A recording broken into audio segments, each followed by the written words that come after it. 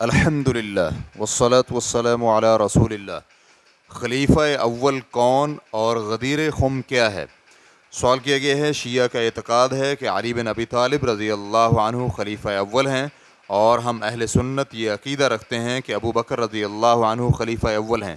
میری آپ سے گزارش ہے کہ آپ یہ بتلائیں کہ اب حقیقی طور پر خلیفہ اول کون ہے، اور وہ کون سی وصیت ہے جو نبی علیہ الصلاۃ والسلام اپنے قریبی کو کرنا چاہتے تھے، اور غدیر خم کا قصہ اور واقعہ کیا ہے؟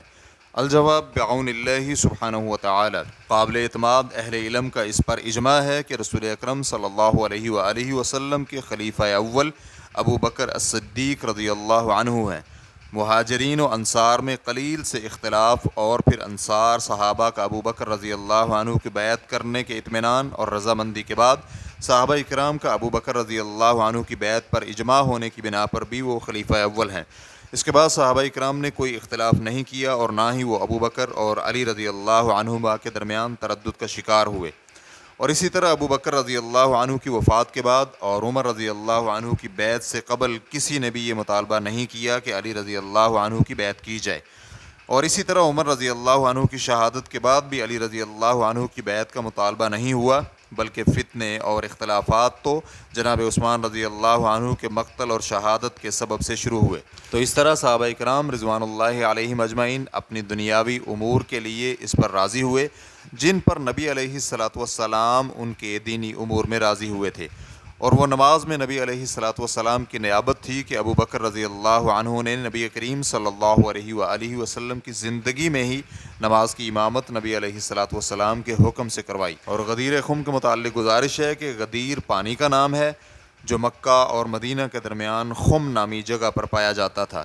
امام مسلم رحمہ اللہ نے صحیح مسلم میں زید بن ارقم رضی اللہ عنہ سے حدیث نقل کی ہے۔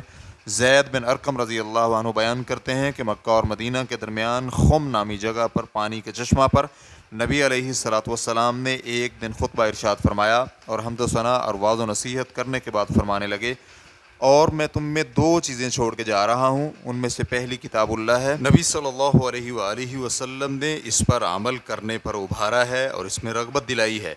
پھر فرمانے لگے، اور میرے اہل بیت ہیں، میں تمہیں اہل بیت کے متعلق اللہ تعالیٰ کی نصیحت کرتا ہوں، یہ 3 بار دہرایا۔ زید رضی اللہ عنہ بیان کرتے ہیں کہ نبی علیہ الصلاۃ والسلام کی ازواج مطہرات آپ کے اہل بیت میں سے ہیں، لیکن اہل بیت میں وہ شامل ہیں جن پر نبی علیہ الصلاۃ والسلام کے بعد صدقہ حرام ہے، اور وہ آل علی، آل عقیل، آل جعفر اور آل عباس رضی اللہ عنہم ہیں، ان سب پر صدقہ حرام ہے۔ یہ مختصر ہے، تفصیلات کے لیے دیکھیے صحیح مسلم حدیث نمبر 2408۔ تو یہاں پر ان کی عزت و احترام اور انہیں تکلیف نہ دینے اور ان پر سب و شتم نہ کرنے کی وصیت کی گئی ہے۔ تو اس سے یہ لازم نہیں آتا کہ وہ باقی سب صحابہ اکرام سے افضل ہیں، اور پھر یہ بھی لازم نہیں آتا کہ وہ ان پر بھی افضل ہیں جن کی فضیلت بالنص موجود ہے، وہ ابو بکر صدیق، عمر فاروق، عثمان غنی رضی اللہ عنہم ہیں۔